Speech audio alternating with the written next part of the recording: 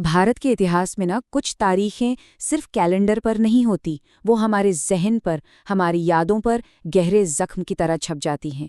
16 अगस्त 1946 एक ऐसी ही तारीख थी।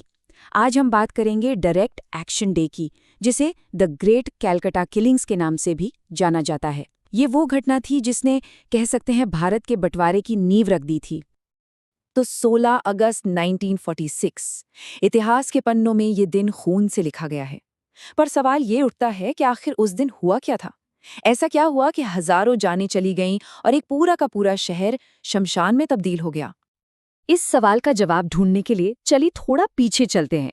1940 के दशक के भारत में ये वो वक्त था जब देश आज़ादी के दरवाजे पर दस्तक तो दे रहा था, लेकिन अंदर ही अंदर सांप्रदायिक तनाव की आग में भी सुलग रहा था।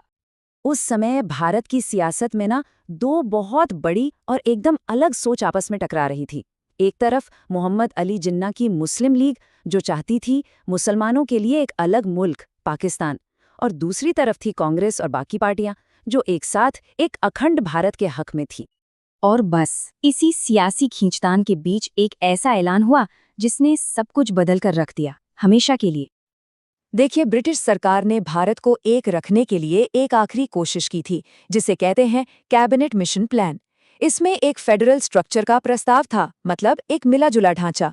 पर मुस्लिम लीग ने इसे मानने से साफ इनकार कर दिया, और बस यहीं से टकराव का एक बिल्कुल नया और ज्यादा खतरनाक दौर शुरू हो गया। कैबिनेट मिशन प्लान के फेल होते ही जिन्ना ने डायरेक्ट एक्शन का ऐलान कर दिया।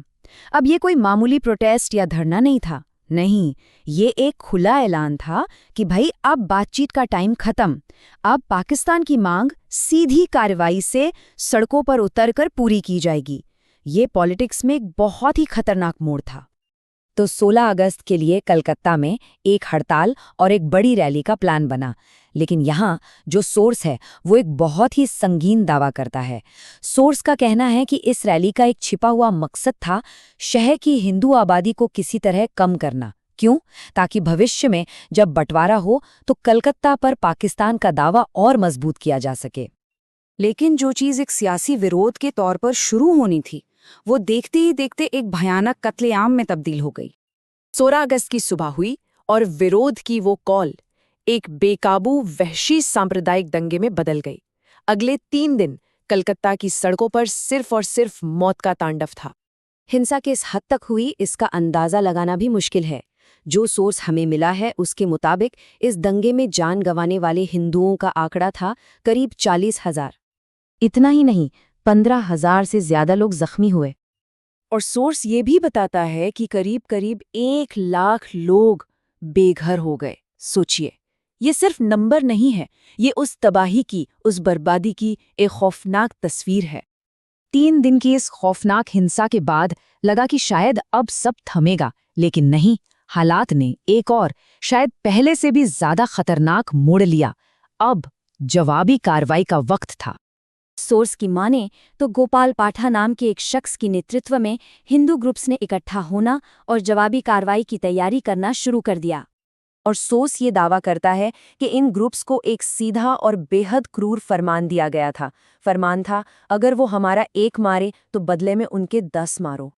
सोर्स के मुताबिक ये जवाबी कार्रवाई इतनी जबरदस्त थी, इतनी भीषण थी कि उस वक्त की प्रांतीय सरकार के जो हेड थे, हुसैन शहीद सूरावर्दी, वही सूरावर्दी जिन पर हिंसा भड़काने के इल्जाम लग रहे थे, वो भी कथित तौर पर समझौता करने पर मजबूर हो गए।